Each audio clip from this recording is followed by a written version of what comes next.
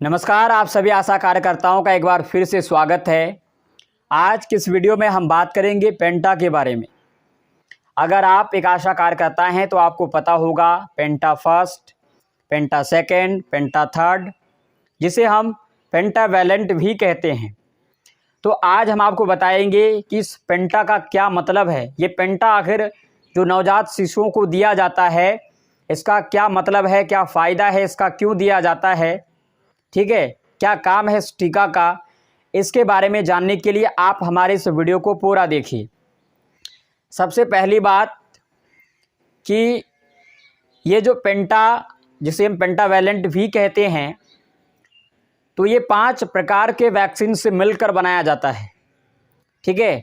और 5 तरह की बीमारियों से बचने के लिए ये जो पेंटा का टीका है नवजात शिशुओं को टीकाकरण के दौरान दिया जाता है, ठीक है। तो हम ये उसे पूरे विस्तार से जानेंगे कि किन 5 बीमारियों से बचने के लिए इस पेंटा का जो टीका है नवजात शिशुओं को दिया जाता है, और उन 5 बीमारियों से क्या क्या होता है उसके बारे में भी हम बात करेंगे। इसीलिए वीडियो को पूरा देखिए। और अगर आप हमारे चैनल पर नए हैं तो आप सभी आशा कार्यकर्ताओं से विनती है मेरी कि अगर आपने अभी तक हमारे चैनल को सब्सक्राइब नहीं किया है तो प्लीज़ सब्सक्राइब कर लें, क्योंकि यहाँ पर आपको इसी तरह की वीडियोस मिलती रहती है। क्योंकि हम आप लोगों के लिए इसी तरह की वीडियो जो है लाते रहते हैं, ताकि आप लोग भी इसकी जानकारी भरपूर रख सकें। किसी भी पदाधिकारी अगर कोई आपसे पूछे कि पेंटा फर्स्ट क्या है, पेंटा सेकेंड क्या है, पेंटा थर्ड क्या है, इससे क्या लाभ होता है, या फिर आप इस चीज़ को लाभार्थी को भी समझा सके, इसीलिए ये जानकारी आप सभी के पास होना बहुत ज़रूरी है। इसलिए आज हम लोग पेंटावैलेंट की पूरी जानकारी आपको देने जा रहे हैं। अगर आपको हमारा ये वीडियो अच्छा लगे तो हमारे वीडियो को लाइक, शेयर एंड हमारे चैनल को सब्सक्राइब ज़रूर करें। तो चलिए, सबसे पहले जैसे कि मैंने कहा कि ये जो पेंटावैलेंट है, एक तो 1.5 माह में दिया जाता है, 2.5 माह में, और फिर 3.5 माह में, यानी कि 3 खुराक जो है पेंटावैलेंट का किसी भी नवजात शिशु को दिया जाता है। तो इस पेंटावैलेंट का काम ये होता है, सबसे पहले तो ये पेंटावैलेंट 5 प्रकार की वैक्सीन से मिलकर बना होता है, और ये इन 5 प्रकार की वैक्सीन से मिलकर बना ये पेंटावैलेंट 5 प्रकार के बहुत ही खतरनाक रोगों से आपको बचाता है।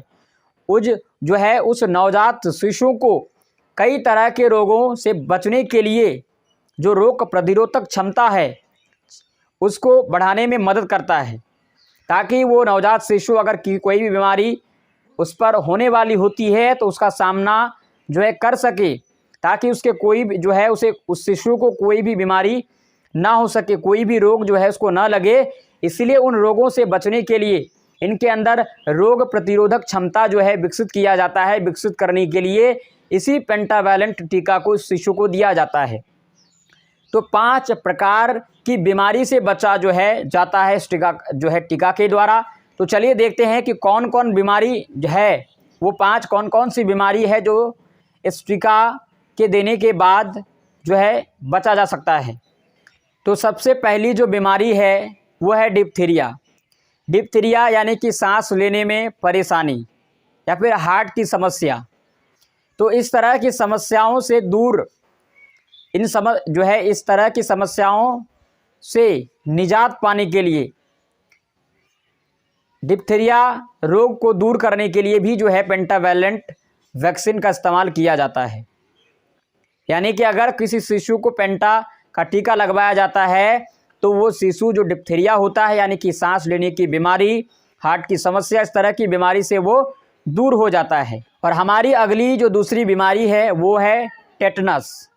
यानी कि पेंटावैलेंट का टीका देने के बाद वो शिशु टेटनस की बीमारी से भी दूर हो जाता है, यानी उसको टेटनस की बीमारी भी कभी नहीं होगी। अब टेटनस क्या है? तो टेटनस जो है एक बैक्टीरियल बीमारी है, जिसमें क्या होता है, ये तंत्रिका तंत्र को प्रभावित करता है। ये मांसपेशियां, गर्दन, जबड़ों में प्रभावित करती है।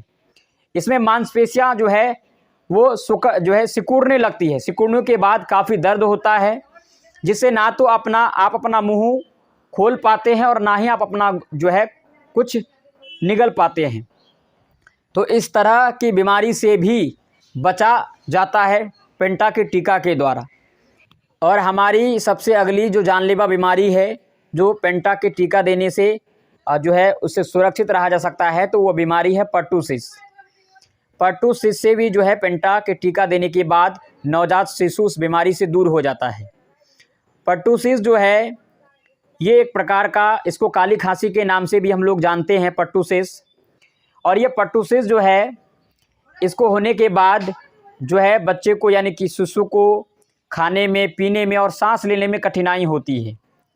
कई बार इससे जो है निमोनिया जैसी बीमारियां भी हो जाती है, मिर्गी, इस तरह की बीमारियां भी इसी के कारण होती है। और कई बार ये काफ़ी ज़्यादा जो है हो जाने के बाद इससे शिशु की मृत्यु भी हो जाती है। तो इतनी जानलेवा बीमारी से भी बचाने का काम जो है ये पेंटा का टीका आपका करता है। अगली हमारी जो चौथी बीमारी है वो है हेमोफिलस इन्फ्लुएंजा टाइप बी। यानी ये भी एक बैक्टीरियल संक्रमण ही है, बैक्टीरिया के कारण ही ये बीमारी फैलती है। ये 5 साल से छोटे बच्चों में पाया जाता है। इससे जो है मेनिंजाइटिस हो जाता है। मेनिंजाइटिस यानी कि खांसी जो है, सांस लेने में दिक्कत, गले में सूजन, गले में दर्द होगा। अगर आप सांस लेंगे तो गले में दर्द होगा। इसके कारण निमोनिया भी हो जाता है। तो इस तरह की जो है खतरनाक बीमारी से भी बचाने का काम पेंटावैलेंट करता है। अब अगली हमारी जो सबसे जानलेवा बीमारी है वो है हेपेटाइटिस बी। इस हेपेटाइटिस बी बीमारी से भी बचाने का काम पेंटावैलेंट का टीका करता है। यानी कि हेपेटाइटिस बी भी जो है एक संक्रामक रोग है जो वायरस जनित रोग है। इसमें वायरस सीधे जो है मनुष्य के यानी कि उस शिशु के लिवर में अटैक करता है, सीधे उस लिवर में जो है दुष्प्रभाव डालता है। इससे आप में पीलिया, लिवर में कई तरह की बीमारी जो है शुरू हो जाती है। तो इसीलिए इस तरह की जानलेवा बीमारी से बचने के लिए भी हेपेटाइटिस बी का टीका, यानी कि हेपेटाइटिस बी बीमारी से बचने के लिए पेंटावैलेंट का टीका उन बच्चों के लिए ज़रूरी था। यानी कि 5 प्रकार की खतरनाक बीमारियों से बचने के लिए ये पेंटावैलेंट का टीका दिया जाता है। तो इस तरह इन 5 बीमारियों से बचने के लिए पेंटावैलेंट का टीका दिया जाता है। सबसे पहला diphtheria, tetanus, pertussis, haemophilus influenza type B, hepatitis B. तो ये 5 तरह के संक्रामक रोगों से बचने के लिए ये पेंटावैलेंट का टीका उस शिशु को दिया जाता है, ताकि आने वाले समय में उसको किसी भी प्रकार की बीमारी ना हो। वो उन बीमारियों से जो है रक्षा करने के लिए उस शिशु में रोग प्रतिरोधक क्षमता को बढ़ाने के लिए इस पेंटावैलेंट के टीका को दिया जाता है। ये काफ़ी ज़्यादा लाभदायक है। तो अगर आपको पेंटावैलेंट की पूरी जानकारी मिल चुकी है तो प्लीज़ हमारे वीडियो को लाइक करें, शेयर करें, और अगर आप हमारे चैनल पर नए हैं तो हमारे चैनल को सब्सक्राइब करें, क्योंकि हम आप सभी आशा कार्यकर्ताओं के लिए इसी तरह की वीडियो लाते रहते हैं। तो चलिए फिलहाल आज की इस वीडियो में इतना ही। हम फिर मिलेंगे एक नई वीडियो के साथ। आप सभी आशा कार्यकर्ताओं को बहुत बहुत धन्यवाद।